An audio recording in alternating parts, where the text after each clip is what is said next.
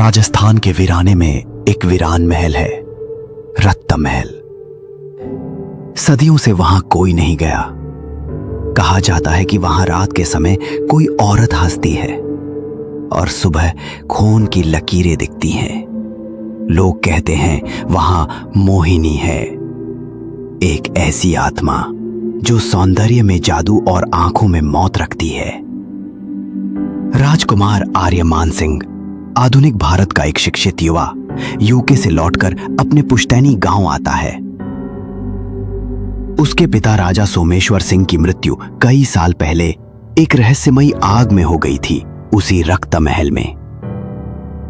गांव वालों ने चेतावनी दी, रक्त महल मत जाना राजकुमार, वहां मोहिनी है, वही जिसने तुम्हारे पिता को जला दिया था। पर आर्यमान नहीं डरा। मैं डर को नहीं, सच्चाई को जानने आया हूं। रात का समय चांदनी की रोशनी में खंडर नुमा महल खून की तरह लाल दिख रहा था। आर्यमान ने दरवाजा खोला और एक सड़ी हुई हवा की बदबू उसके चेहरे से टकराई। एक पुरानी पेंटिंग गिरती है और उसमें है एक सुंदर स्त्री की तस्वीर, मोहिनी। तभी अचानक महल के भीतर से किसी स्त्री की हंसी गूंजती है, धीरे धीरे, फिर तीखी और पागल कर देने वाली। महल की लाइब्रेरी में आर्यमान को एक पुराना राजकीय दस्तावेज मिलता है। उसमें लिखा है, राजा सोमेश्वर सिंह को मोहिनी नामक अप्सरा से प्रेम हुआ था, परंतु प्रेम के नाम पर उसने मोहिनी की बलि दे दी, तांत्रिकों के साथ मिलकर, ताकि अमरता प्राप्त हो। पर मोहिनी मरी नहीं, उसकी आत्मा बंध गई इस महल से।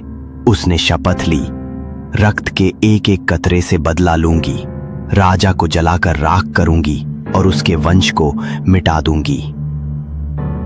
आर्यमान पहली रात वहीं महल में सोता है। आधी रात को नींद खुलती है, किसी ने उसके माथे को छुआ।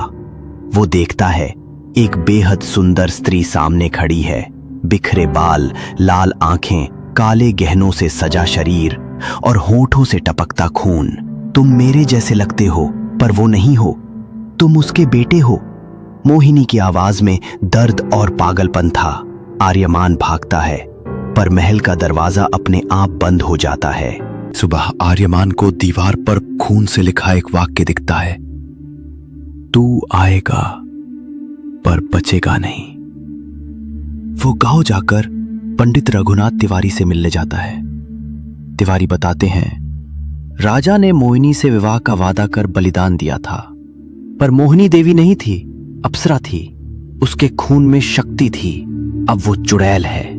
उसका क्रोध शमशान को जन्म देता है और तुम उसका अंतिम शिकार हो। रात को आर्यमान सपने में मोहिनी को देखता है, राजा को जलाते हुए, चीखती हुई और उसे पुकारते हुए, आर्यमान, तू मेरे बिना अधूरा है, मुझे मुक्त कर या मेरा बन जा। अगली सुबह उसके शरीर पर नाखूनों के निशान होते हैं, जैसे कोई उसके ऊपर झुकी हो। सोते वक्त मोहिनी अब हर रात आती है, पहले सपनों में, अब सच में। उसकी आंखें जलती हैं और हर रात उसकी हंसी और तेज होती जा रही है।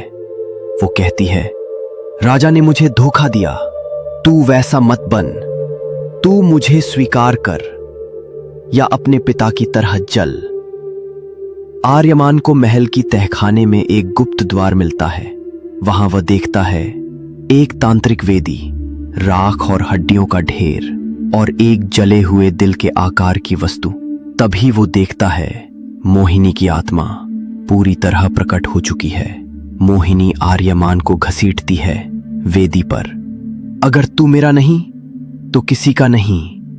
लेकिन तभी आर्यमान उसी तांत्रिक किताब से एक मंत्र पढ़ता है। मोहिनी चीखती है, उसकी त्वचा पिघलने लगती है, उसकी आंखें खून बनकर बहने लगती हैं।